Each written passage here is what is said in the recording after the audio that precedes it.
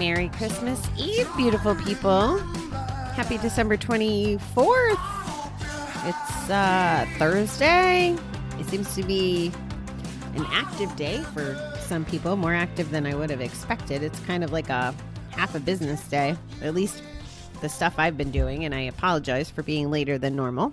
I've been trying to take care of last minute stuff. So here goes our reading, and our quote comes from George Herbert.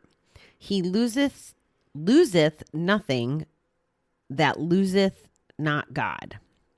When we let God's will guide our lives, we gain a profound ally in recovery.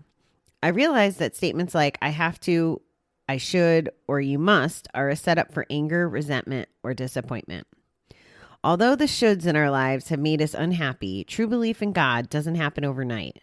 We have all heard someone say, I go to meetings and read the steps, but God still doesn't do what I want. We want to turn over our will, but not if it means turning over our lives. Not if it means we can't determine the outcome, as if we ever could. In time, however, we learn in our bones that we can't enter belief until we remove the guard from the gate, until we relinquish control. Then God takes over, and then our trust frees us from the need to control. Trust opens our hearts to new feelings of love and gives us peace of mind. Today, help me turn it over. Help me let go and let God. This was actually a topic of my conversation with my counselor a little while ago. I went to group last night at the center. Well, virtually at the center. And it was a pretty deep diving group. It was more about the things that you and I talk about compared to the things they normally talk about. So what do I mean? Because there's such an influx of new people, and by new people, I mean new to the program or people that have recently placed a bet, they might still be in their first year.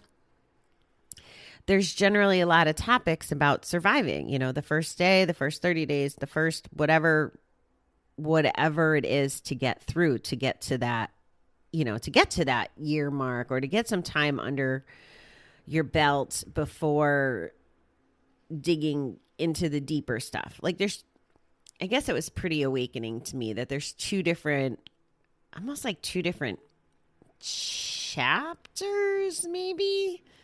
I don't know the right terminology, but there's early recovery and then there's the rest of recovery, if I was to segment it that way. And the center really is geared towards early recovery. But last night we kind of got on a little different topic because relapse was part of the conversation. And as you know, I feel that we could avoid relapse by doing the deep digging and moving forward in our lives and trying to heal the stuff that caused us to have to numb or cope or do whatever in the first place.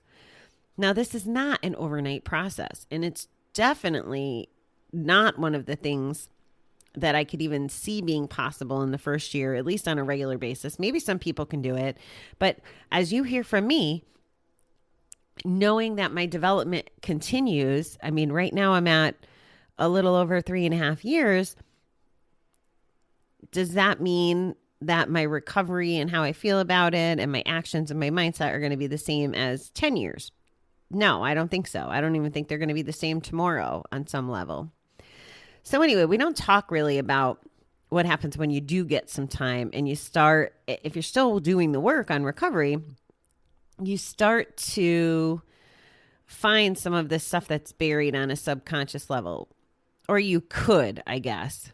I guess that's the better way to say it. And you can start addressing some of the damage. We talk about it here as the bucket. And it was interesting because I can't remember the term the counselor used last night, but essentially he talked about this surface level, and I talked to you about it as the last 3 inches in the bucket, that dig deeping, because we don't necessarily know what's bothering us or that we're running from or whatever on a conscious level. We just don't even know. And he was talking about addiction starting in our childhood. It was just a really interesting conversation. So I was talking a little about it with my counselor this morning, and I told her I got a little vivacious in the meeting, to say the least, because I was pretty passionate about the topic of relapse. And do I believe that it's part of some people's journeys and almost necessary? Yes. Do I believe that it could be avoided if the work is done and we're proactive before before imminent danger? Yes. And I guess that's where I get kind of hung up. I understand that people are going to relapse. And I don't judge when people relapse, because I know it's kind of part of the process. Like, I relapsed for well over a year, and it was part of the journey, and it brought me here, as you know. What I struggle with is people that relapse and then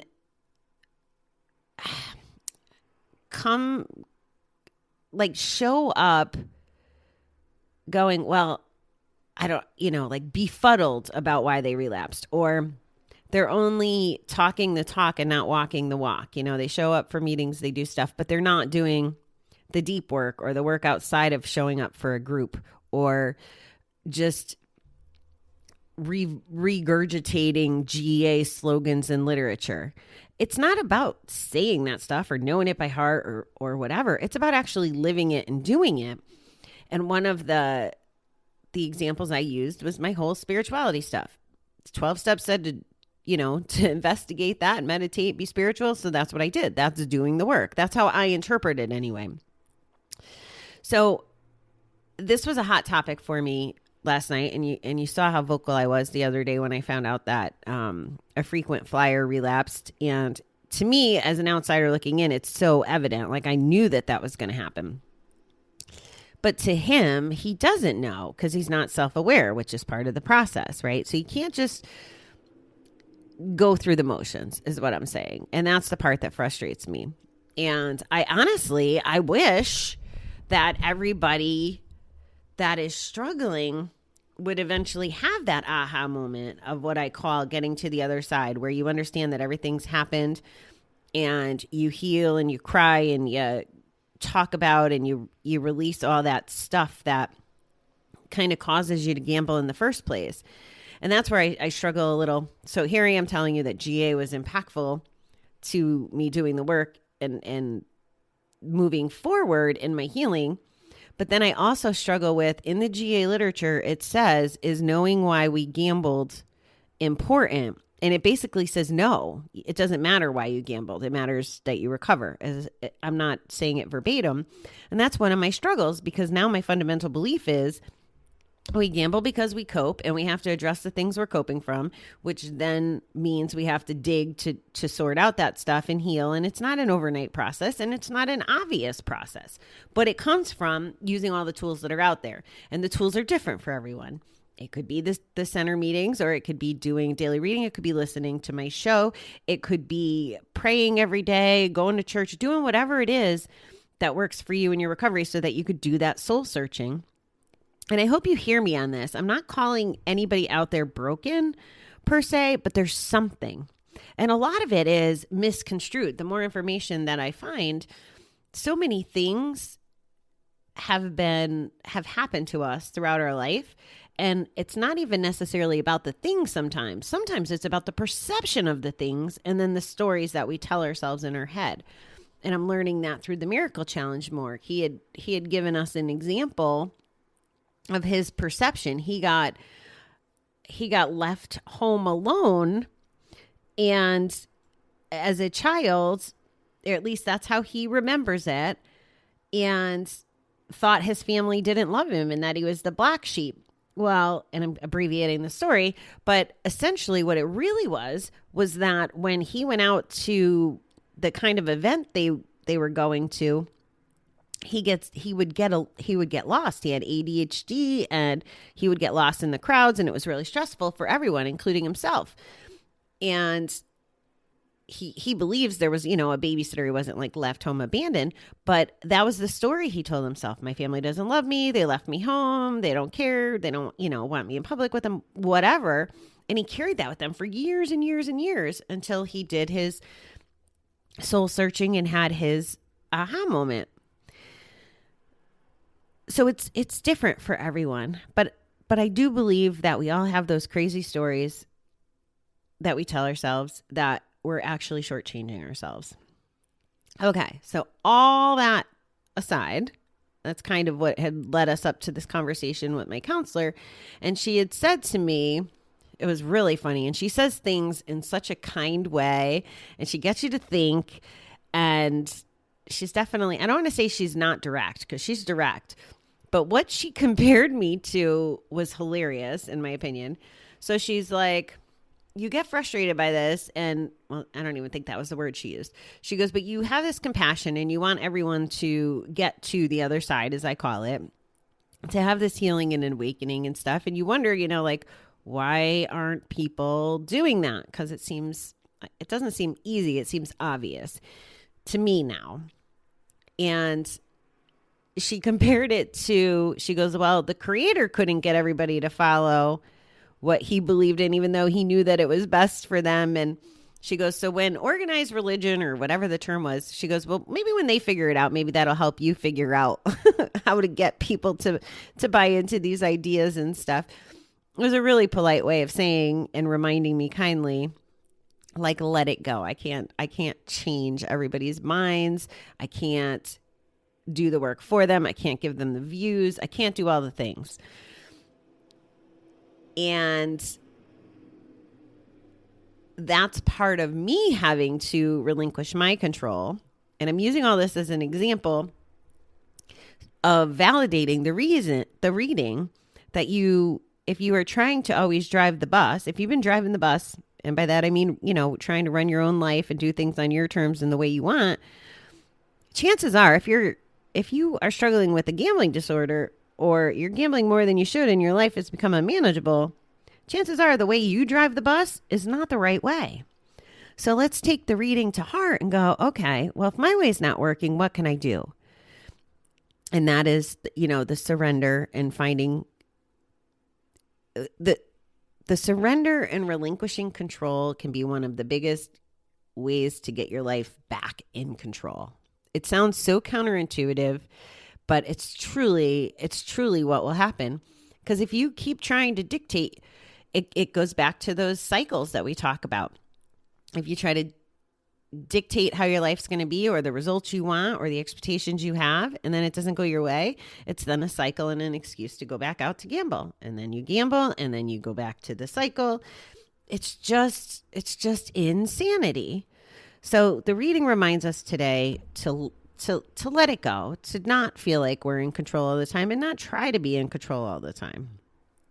So I enjoy that. And I love how the last 24 hours of communication has kind of led me to that point, and being able to tie it into this reading that I had no idea what I was going to say. So that's the thought for today. I hope that every single one of you has a great day, whether you're celebrating Christmas or not. I know I've been talking a lot about Christmas. And again, probably 80% of my listeners are here in the U.S. and practice Christmas, and a lot of other countries that do as well, and stuff. So it's not me trying to preach any one religion or celebration. It just happens to be the one that I participate in. So I hope that everyone has a great, great day, time, visit, whether it's virtual or in person. I hope everybody just makes the best of the day. Again, celebrating or not. Know that I'll be thinking of you guys, and I hope that for those of you, well, everybody, Santa comes to everybody's house, right? Those of you that are getting some time, please enjoy it. Please try to be present.